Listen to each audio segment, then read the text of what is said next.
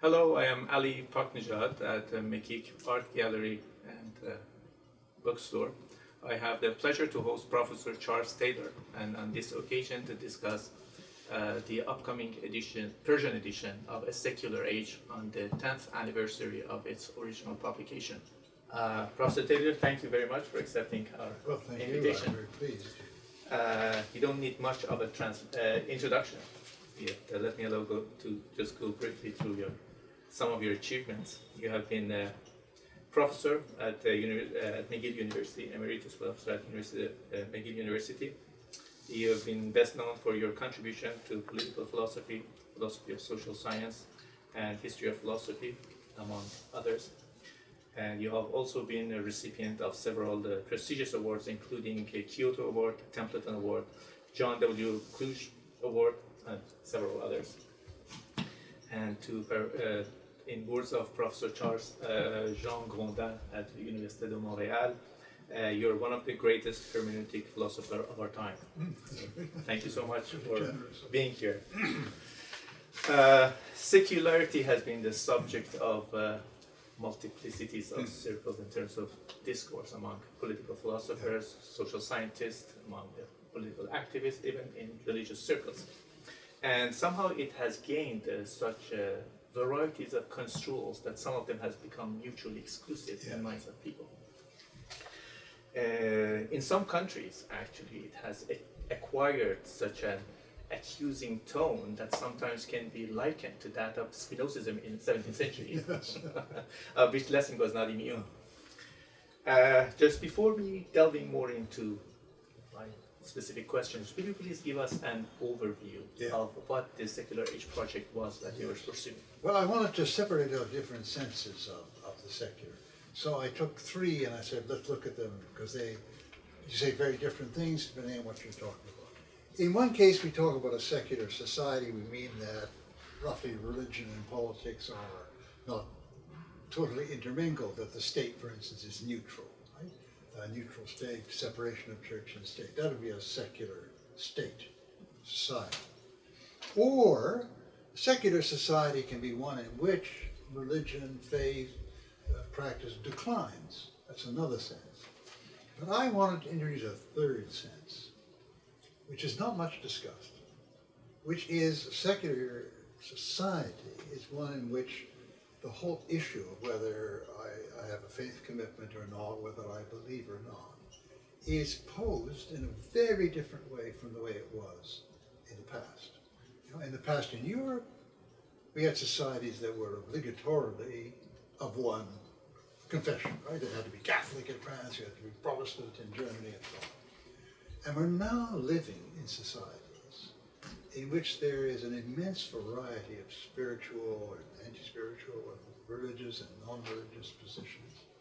So we're moving in a world in which all these other possibilities are realized, sometimes even by people close to me. My brother may not. And in fact, my brother didn't have, when he was alive, the same spiritual outlook as I did. Right? In that kind of situation, the whole issue of whether I make a faith commitment or not is completely different. It has a different meaning than it did in 1500, say, in Paris, or even than it may have today in Tehran, right? So that's the third sense of secular. I think sort them out, see what you're talking about, right? To say that we live in a secular society in the third sense is not to be against religion, not at all. I am not against religion. I have myself a faith position, but it's to try to understand how these choices arise for people, what they mean for people, and try to characterize it. That's the aim of the book. Yes. Okay, all right. In the second sense that you used it, which means the decline of practices, you give an example which was staggering, that you're saying that let's say statistically the number of people in the United States who are attending church are pretty much the same, might be as people in Pakistan, but that doesn't make Pakistan and US in the same level of secularity in the third sense. Yeah, absolutely not, because the United States pioneered this business of allowing freedom of confession. Now, admittedly, they were all Protestant Christian at the beginning, and there's been a widening. But when they had their federation in 1787, different states had different established churches, and they couldn't decide which church would be the established church of the whole. So they said, no, there won't be an established church. And they started off a process in which people lived in pluralism as a basic fact of life. And then they added Jews, Muslims, and so on. I mean, other religions were recognized. So that's something which has now become general in the West. But you see, if you take the second sense and the third sense, in this third sense of a secular age where you have this kind of pluralism, we have the Czech Republic on one end, where a majority of atheists, and the United States on the other end, where 90% of people believe in God. So there are different meanings, because they're both secular societies in the third sense, but only one is really secular in the second sense, right? In the sense of the decline of religion. And you have the whole gamut in between these two extremes in the West, but they're all secular in the third sense. And among these three definitions or three theories of secularity, I assume they are somehow interlinked, but which one of them do you find instrumental in creating real democracies? Oh, I think that in the present situation in the West, democracy essentially requires the secular society in the third sense, and in the first sense, a separation of church and state. It's not possible to have a democracy if you want to try to enforce a certain total conformity to it. And that is one of the problems you see in the world today. You see the difficulty of launching new democracies in a situation in which a very important part of the population insists on absolute conformity. I mean, for instance, take the very encouraging Arab Spring in Egypt in Tahrir Square in 2011. And what did it produce? It produced an impossible situation precisely because it was a very powerful element of the population behind the Muslim Brotherhood that insisted on Sharia and so on. And the result is we are back to army rule. It's really very, very deeply depressing. You see, it's a condition of a modern democracy where there is real, if you like, plurality in the society, that there be some kind of understanding that the state not belong to one confession. So if I understand correctly, that the third definition of Christianity, which you said condition of belief, is somehow the background understanding that allows us to live together with different orientations, spiritual, non-spiritual, in a peaceful manner. That's right, absolutely, yeah. There's a way of adjusting to it.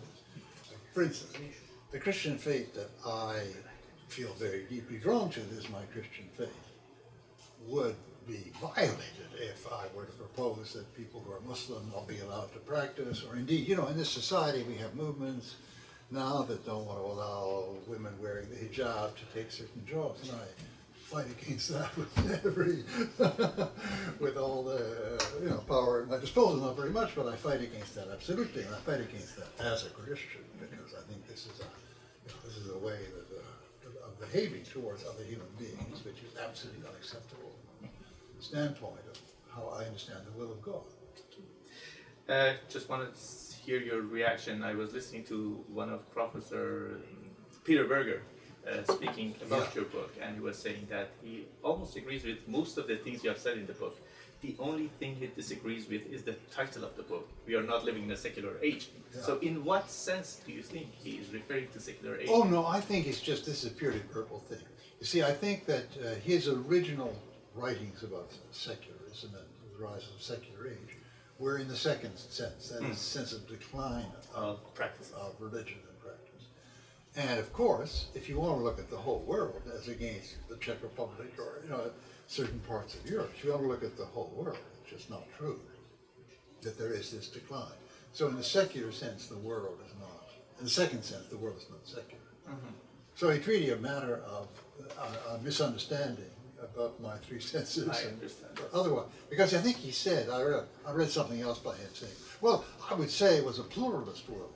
Okay, that's exactly what, that's exactly what I mean. So it's just, this is a matter of vocabulary. I understand. Okay. Let's go back to some of the other key concepts that you have been elaborating about. The transformation, the transfer from the pre-axial to the axial period, whereby you said there are three kinds of disembeddedness that took place, and also the sense of human flourishment changed to something beyond. And how does that play the role in these narratives of secularity? I think it's very, very important because what you have, the puzzling thing, I mean, two very puzzling things about human history. The first is that, although we obviously started off with a very powerful sense of the local, tribal community, and a sense that the others were, even the words that people use, like the Inuit word for Inuit means human being. The Greeks had a notion of everyone else is barbarians, they aren't really speaking. The Slavic word for German and the Slavic word for mute are very close. You see, people started off with the idea that others aren't really fully human beings. And somehow we overcame that very strong notion of us versus them. You find in all the axial movements, great changes in China, India,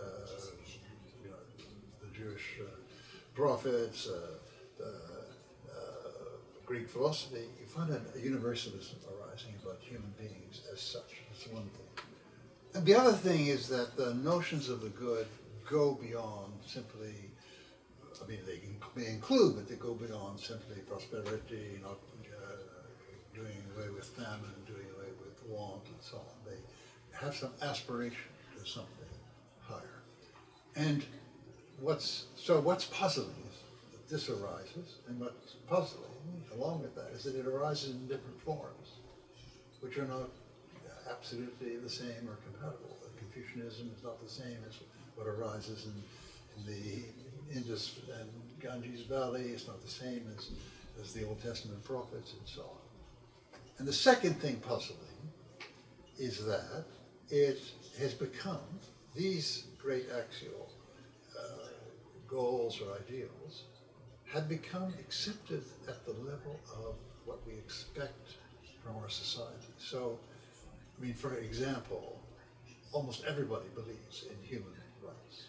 Now, they may violate them, they may pretend that, but almost everybody believes. So we have this triumph of axial, if you like, axial ethic in aspiration, but in practice, we're violating it all the time. It seems to be very difficult. So this very strange thing about human beings, that first of all, the plurality of these, and secondly, the fact that it's very, very hard for us to live up to it, and yet we feel, I mean, nobody wants to admit, I don't believe it. I mean, Hitler did. There are cases where some people really say, okay, that's all nonsense, but think nobody wants to follow that. Everybody considers that as really a horrible term. But think of how many regimes in the world actually respect human rights. Another thing that as would like to know about is that you have said one of your sources has been Max Weber. And in a way, he was highlighting the importance of Calvinistic ethics in how it impacted spirit of capitalism, and you're emphasizing the importance and the influence of Latin Christendom in upcoming secular society. Yeah. I would say, you see, I'm broadening a bit from Weber, because I think that the entire Reform movement in Latin Christendom, which there are Catholic variants, there are pre-Reformation variants, right? So there's a lot of the family of Reform movements.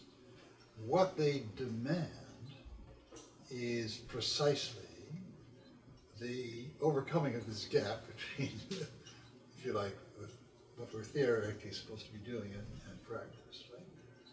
Because the pre-Reformed medieval church and the Muslim Ummah, in many ways, the earlier periods, had all sorts of levels of as it were, application. There are some people who were just warriors, and they paid lip service, and they went to mass and so on, but they didn't stop fighting.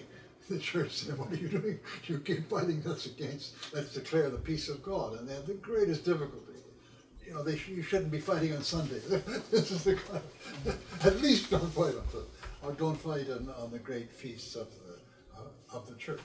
But people sort of accepted that you know, we have this set of ideals, and some small group of people, monks and so on, really carry out the ideals, and the others don't. Now these reform movements, they insist that everybody must live up to these standards. Mm-hmm. And it has something to do with the attempt at discipline. It has something to do with creating the basis of the secular world in the second sense.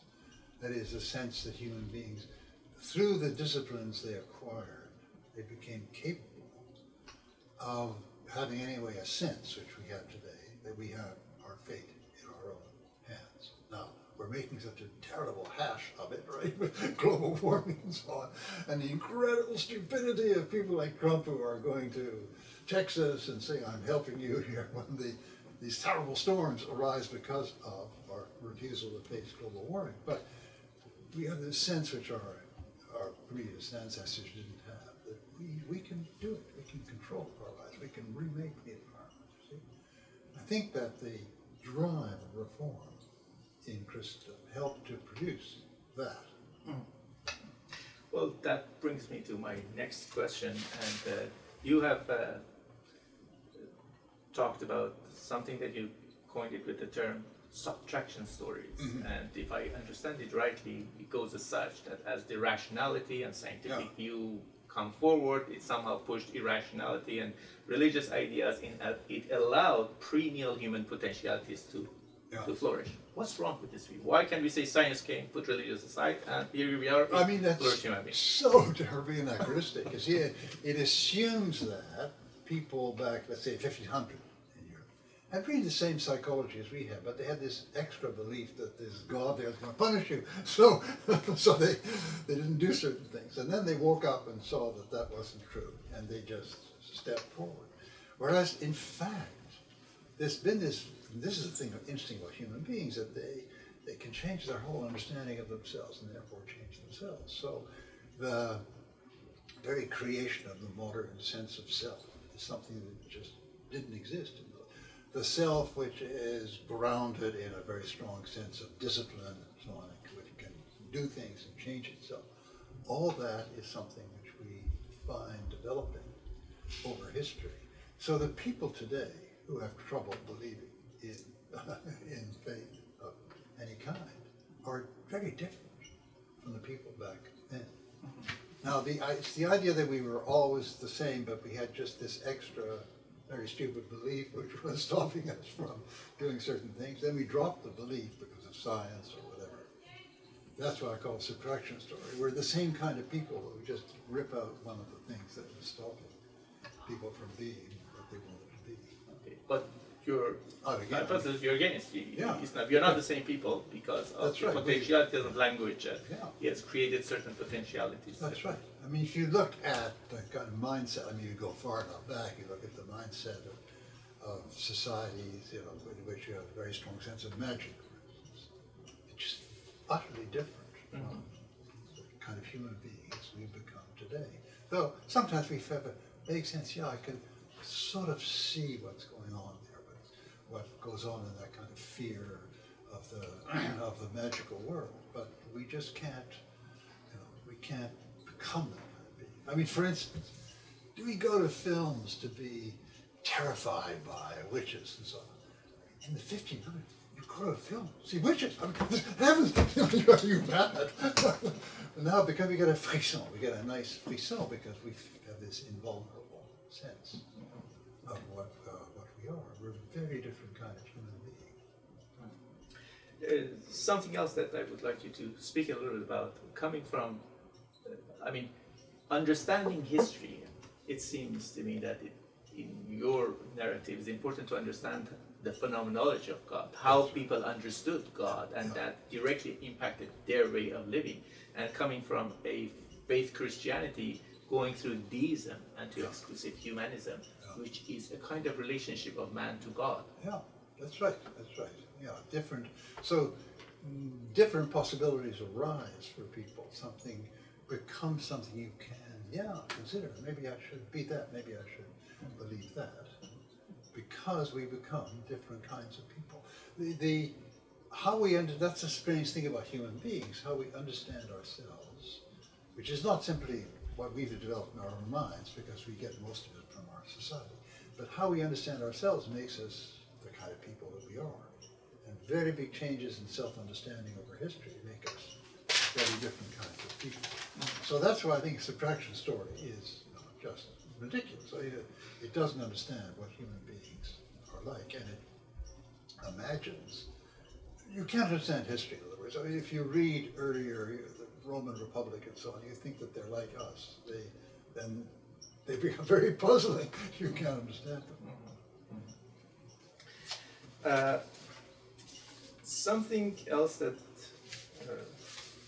I want you to elaborate upon. You spoke about theory in contrast to social imaginary. Theory being the way that the elite understand the world in a disengaged manner, and social imaginary being the way that everyday people understand their way of being through either images, myths, whatever, their own stories. And somehow you mentioned that the ideas of people like Grotius, like Lipsius, created certain understanding which was somehow permeated into the social imaginary. Yeah. Can you tell us a little bit about this? Yeah, I mean, they of course do that via changing certain practices that we have, right? So as you develop, for instance, practices of representative government, which we have from quite far back in Western history, it's that these expand to include ordinary people and become democratic practices is something relatively recent. But you can read these practices of representative government through a lens that you find developing in people like Grotius. Okay? We can understand that, hey, we can think of this as starting not as a tribe with a certain tradition, but as individuals who come together. Right? And this new understanding begins to inhabit those practices of people voting, representative bodies which negotiate with the king and so on, can begin to change those practices so that we start from the idea that there is a basic law here, and not that the king is necessarily the figure that must, as it were, cap our whole society. And so you have this gradual change in the understanding of what's going on, which ordinary people participate in. They have a sense of it's something unsaid. For most part, so the social imaginary is something that nobody needs to say. It's there. It's there in the practices. And you can see this in very, very trivial cases which have nothing to do with politics. I mean, when we come together at a reception, I don't say, "Why do you look so stupid?" I mean, nobody would say that. I say, "Have you read any good books lately?" Or "Where do you come from?" Or "Do you like the weather we're having?" and so on. There are certain protocols that everybody understands, and they haven't theorized them. They haven't worked out why. I shouldn't say that, but we just know that this is how we behave towards each other when we come together and don't necessarily know each other and have to behave politely. Well, it's this kind of sense of the practice put in the political realm, how we vote and speak to each other and convince each other, is what I want to call the social imaginary. And so we can't simply read the theorists. Mm-hmm. What we need is, again, kind of ethnography, and here's where, interpretation, hermeneutic, trying to grasp what's going on here. Mm-hmm. We need people with that kind of mind to bring out the unsaid. Mm-hmm. With relevance to that, something that stick to my mind, that was a phrase that the polite society precedes political society. Yes. Does it have some relevance with this social imaginary being changed? That's right. I mean, in a way, we're losing that. It's a very important part of our Western democracy. Requires a certain limitation on the degree to which I can really declare you to be the enemy. And one of the things very worrying about the movement of populism, Trump and so on, is that those very elementary protocols of politeness are disappearing. We can't have a healthy democracy. You are really the enemy. I have to eliminate you. I can't. Democracy is we have to work it out together. But if I have to eliminate you, then we can't do that. Well, that brings me to my next question, and just to put it into the context, I mean, at age 19, I escaped from a certain construal of Islam, a certain interpretation of Islam, and with certain great hostility that I left, and I didn't want to know anything about religion and Islam particularly, but it was through the Western thinkers that I somehow reconciled with the Islam. But now that I see groups like Lamotte, who are saying that what they disagree with is, or what they're against is Islam, it gives me the impression that they really don't know their subject. Yeah, absolutely. But I mean, nor did the people whose behavior drove them out. I mean, I had a life very much like yours. See, I brought up in Quebec, and we had a very authoritarian church when I was young, right? And with a very narrow outlook. There were exceptions, but I couldn't take this and so on. And then actually was reading the theological writers who were eventually inspired Vatican II, before Vatican II. I read them and I had a quite different understanding.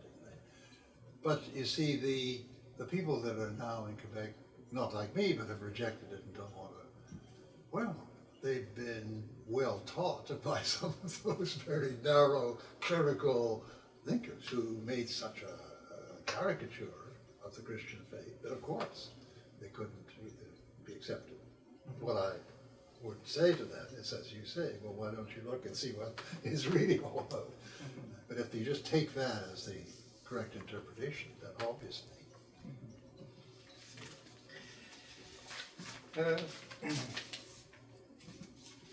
There was another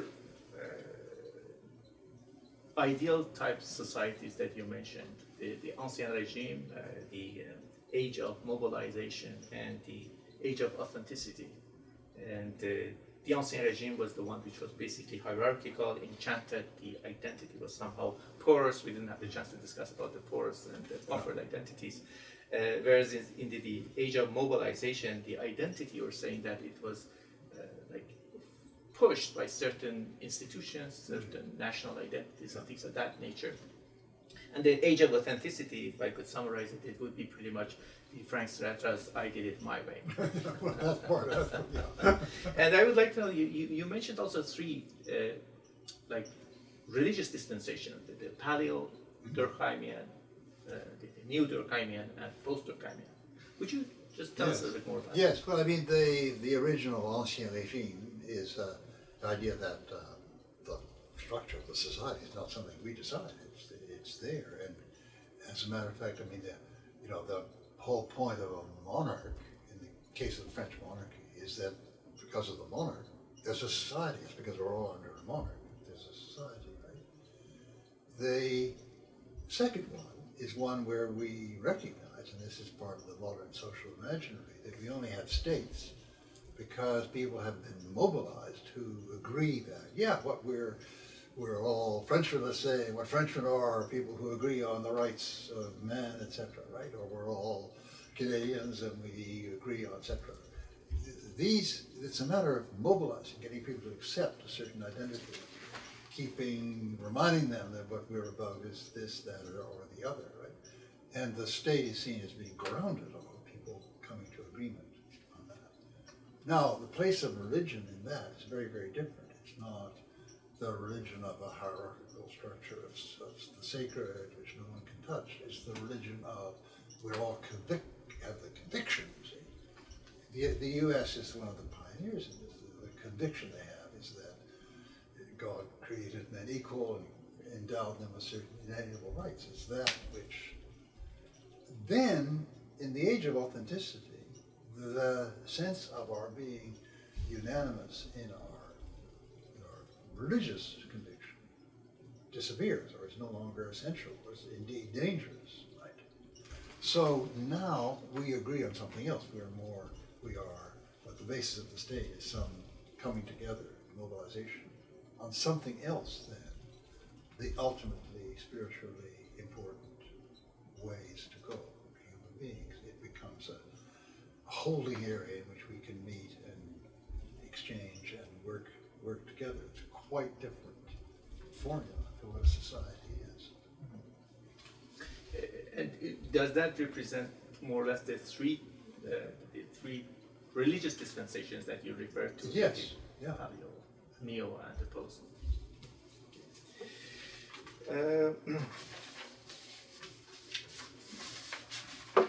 You, at certain times, not in the book, you talked about certain internal dyads such as sacred and profane, that became some kind of external dyad. The difference, like the immanent frame, the society that all its references comes from within, with no need to anything transcendental. Yeah. And you were saying that this becomes somehow the background understanding for the upcoming of the exclusive humanist. Yeah, that's right. I mean, because there are certain dyads, I call them internal because you couldn't have one without the other.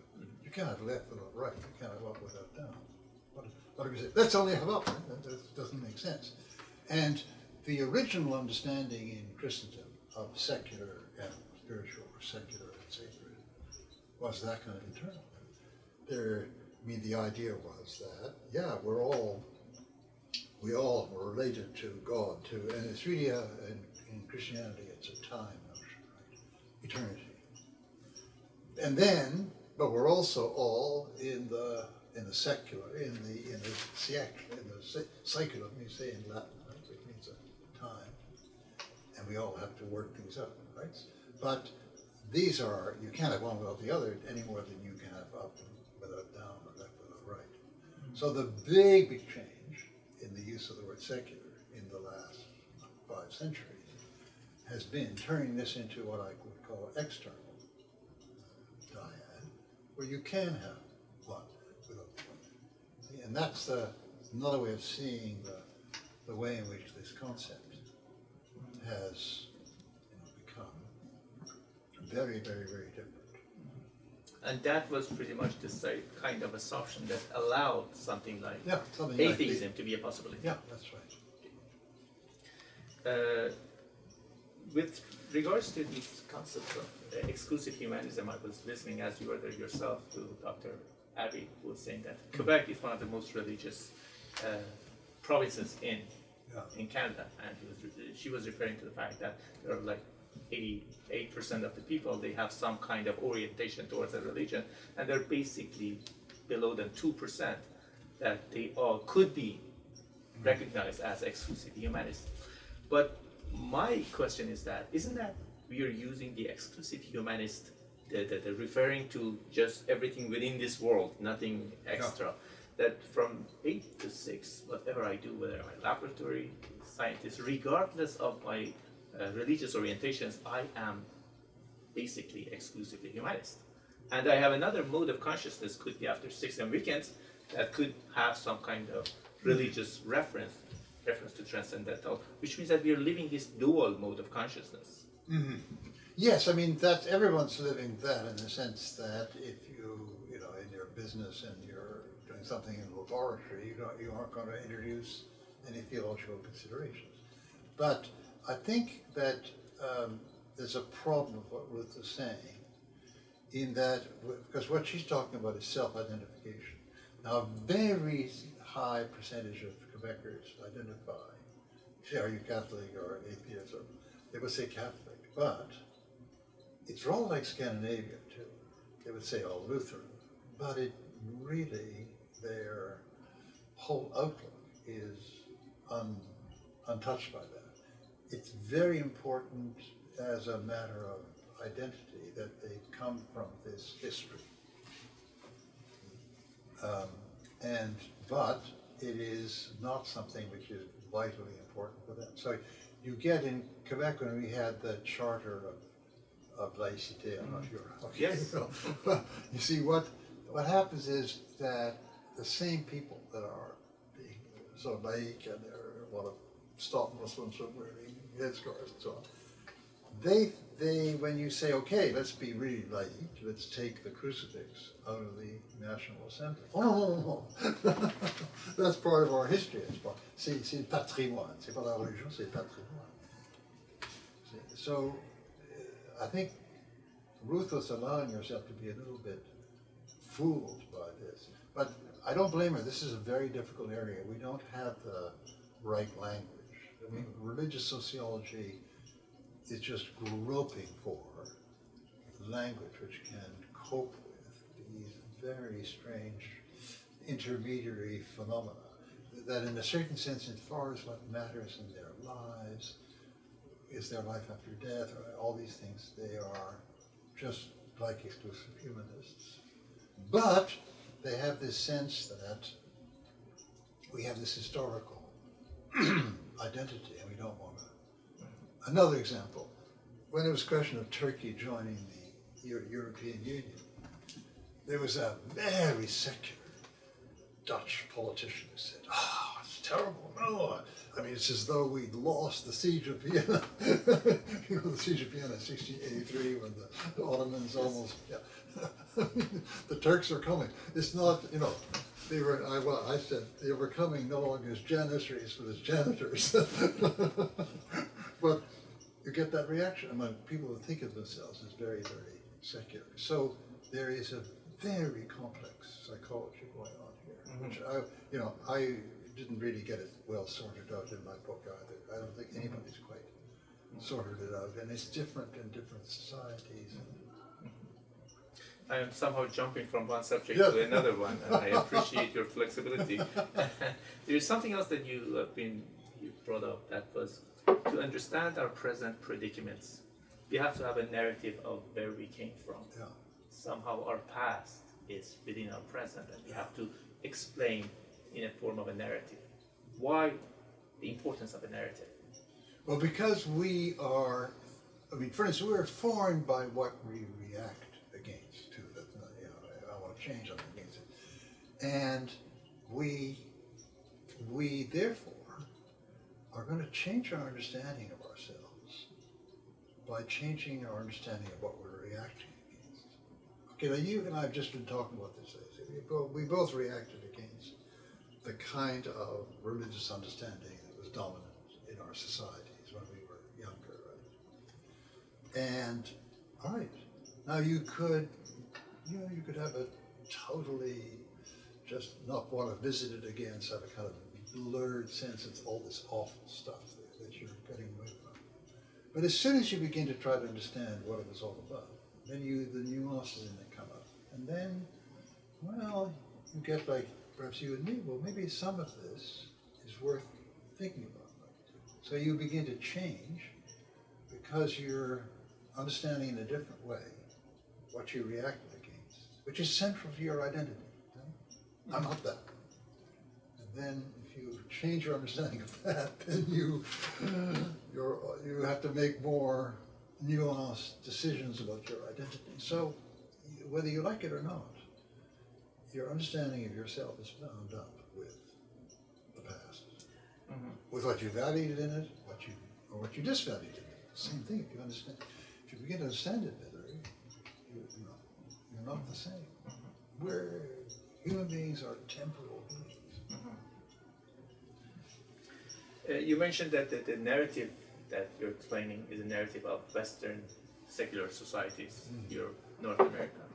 And I'm not trying to search for a universal pattern, but is there universal lessons that can be learned from this narrative by non-Western societies? Well, yeah, but I think that you have to see what I thought my book was going to do. And in a way it did. I mean, the first thing I thought is when people use the word secular in a way that applies to all societies, something's going wrong here, because it's such a different story. So I thought, we got to tell one story, so I want to try to tell this story. Mm-hmm. And one of the moments that I was most happy with my book was when one of my Indian historian friends said, "It's very interesting what you said about Western society. That didn't happen here." I said, "Okay, great. Now let's try to find out what did happen here." And if we do that kind of work, then I think everybody can learn from our story, because they'll see how it fits in or is relevant or not relevant to their story, and vice versa. So there's been a lot of discussion I've been engaged in with people from India, from China, from Muslim societies, you see, about what the differences were. And I've learned a lot from that. With that condition, that we make these kind of comparisons, we can all learn from everybody's story. Some other notes that I took while I was going through the book is that you also mentioned the post-romantic era in Europe. It gave somehow birth to some kind of fascination for violence, for death in the writings of people that you mentioned, the post-Nietzscheans. How do you understand that? What justifies it? What explains it? This fascination for death and violence? Well, I think that we're always susceptible to that, human beings. But yes, it comes out differently, and I really haven't figured it out, what the difference is. But it's evident, I think, that human beings can, in certain circumstances, become utterly, almost drunk with violence. I mean, you think of the present, any struggle, the jihadi struggle, in Islamic State and so on. There's something deeply horrifying, because you recognize at a certain point they're enjoying this, chopping people's heads off, raping. They're enjoying it. It's the very fact that it's transgression is exciting. And if you look at the Nazis closely, they got a high from that. Now, so this is a possibility for human beings.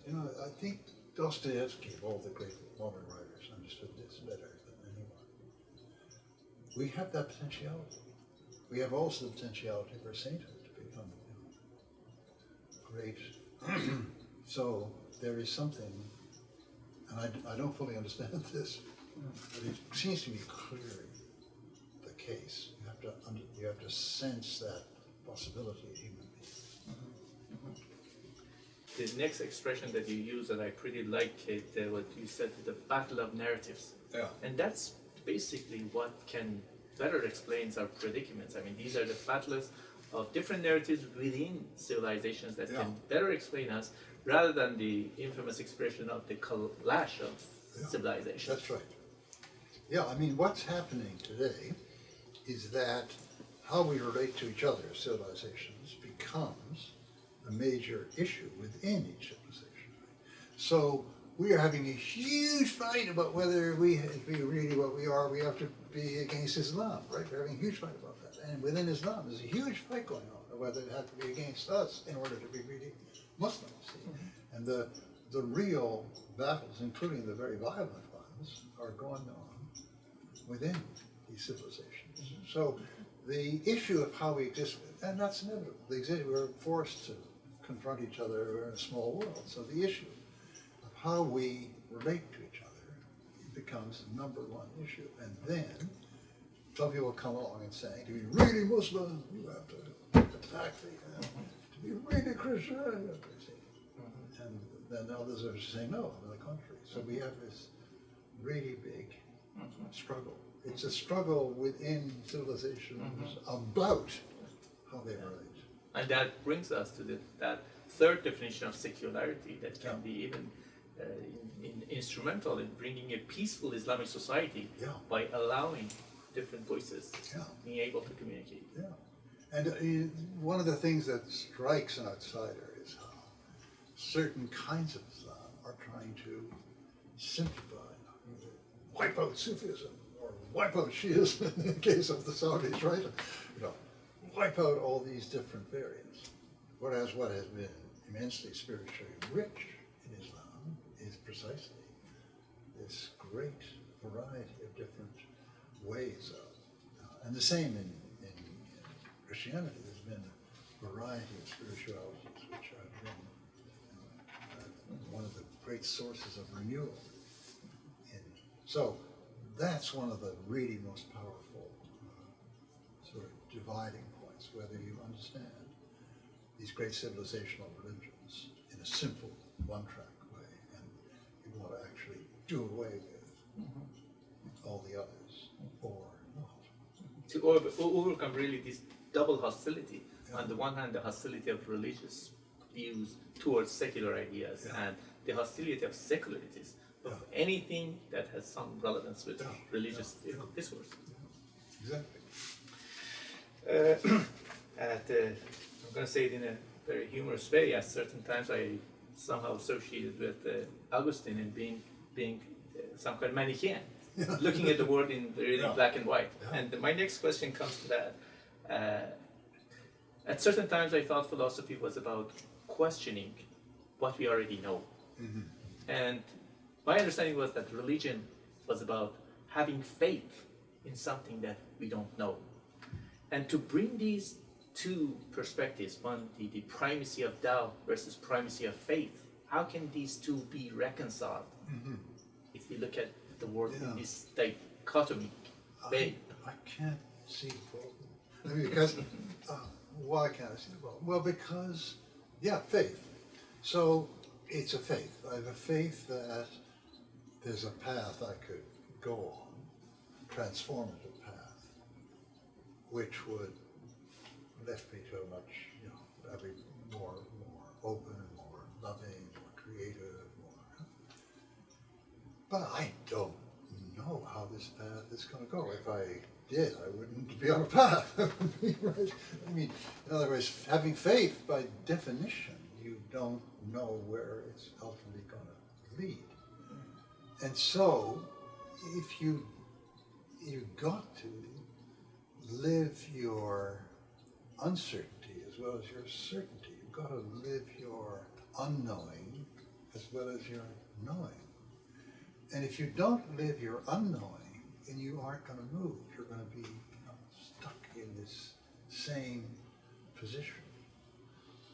So I mean, I could put this in terms that are more Christian, where we are all called upon to know God, come close to God, and in that we become transformed. But just how to do this, and there are moments where not knowing where you're going can be very painful. I mean, doubt can be very unsettling, right? But if you don't live through your doubt, you'll never come closer to God. You won't make that next step.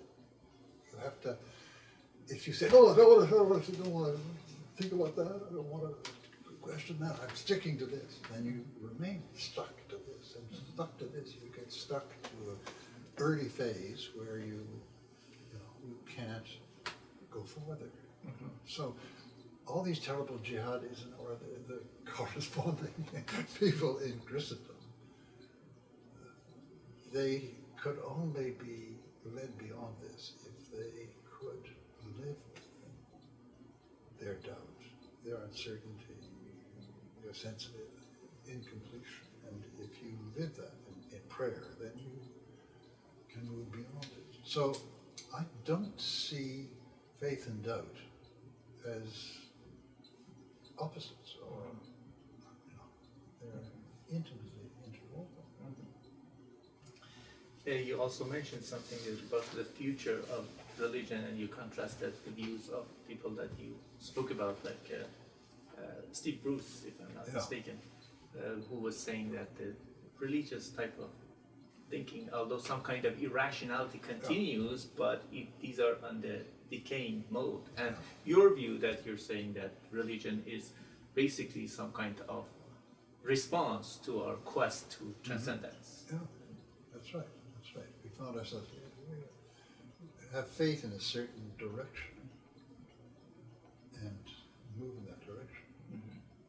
But I mean, I also, because I mean, people can, all sorts of people can have this idea that we're moving in a certain direction, don't know where they're going, but to have faith of Christian kind, and Muslim kind too, there's this sense of being related to someone, I mean, some being beyond that God, to God.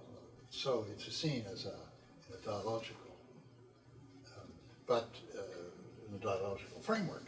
But I would think, I have some, I know atheist friends who are Nietzscheans, they're searching, and they're not that totally different, because provided they allow themselves to live their doubt. Right? But a lot of people who have faith are very unsettled by atheists, so they say, no, they're all wrong. And a lot of atheists who are also unsettled say, no, religion got out of the way. They can't allow for the possibility that people who have faith are really very moving in a very deep way, and seeing things and learning things and so on. And that becomes an obstacle for them, because they don't move forward. And similarly, denouncing atheists, denouncing secular, is a way of fleeing from your own path to God for believers. This is what Pentecostalism as a religious Christian denomination, which is one of the fastest growing, has somehow incorporated certain practices that used to be considered as within the enchanted world, like glossolalia or that's right. spirits. Do you see it as a re-enchantment of Christianity? Yes, to some degree. I mean, never totally, doesn't totally go back. Yeah, but it's attempting. It's saying something like this. Glossolalia, for instance. All these things. Oh, we thought that they were no use. They were just a distraction from our Christian life. But no, there's a path here that can bring us closer to God. Right? So there's a sense in which, and I went to a conference about a year ago with Pentecostals, one of their groups in the States that has a lot of, in Canada too, it has a lot of members and a lot of even universities and so on. And I can understand, I can see what they're driving at. It's another path that may indeed bring them closer.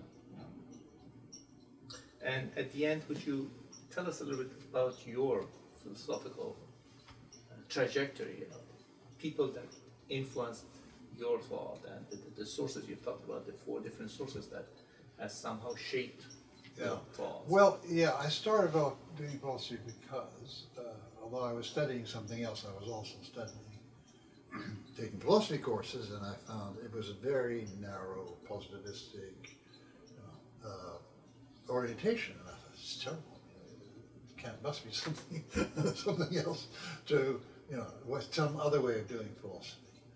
And I suppose I was looking around for sources that could help me articulate this alternative, and I came upon phenomenology it was really Merleau-Ponty who was my beginning point. And really it's all from the fil en aiguille, from it all comes from that. So that I think I would say now, what Jean Condé said very nicely, that hermeneutical philosophy has to be very rigorous, has to argue very rigorously, but in order to understand human beings, you have to find a new language.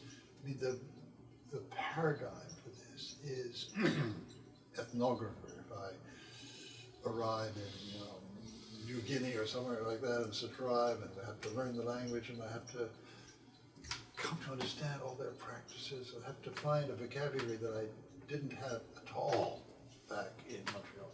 It's so different, right? So you have to be open to, again, it's like doubt in your faith. You have to doubt that the language you now have to understand these people is really adequate. You're ready to see any point at which, no, it's not fitting, I'm not getting them, they're not understanding what I'm saying, and then you try to move beyond that. So that you need to have this capacity to discover new, more nuanced languages, to understand these phenomena, which also means that you have to stop thinking that philosophy is a closed subject. Because in some cases, you are helped in finding this language to study by studying politics, by studying history, by studying sociology, by studying theology, whatever. You need to break the bounds of the idea that philosophy is a self-enclosed discipline. So that's by evolution in a nutshell, moving more and more towards that kind of understanding of philosophy. Well, I very much appreciate your availability. That's been very meaningful. And having gone through the book during the last 2 years and a half, 3 years, it has been a spiritually enriching experience for myself. And trying to find that sense of fullness that you talked in the book. Yeah. Something that we forget.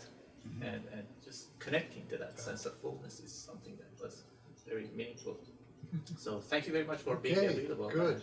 I appreciate very much the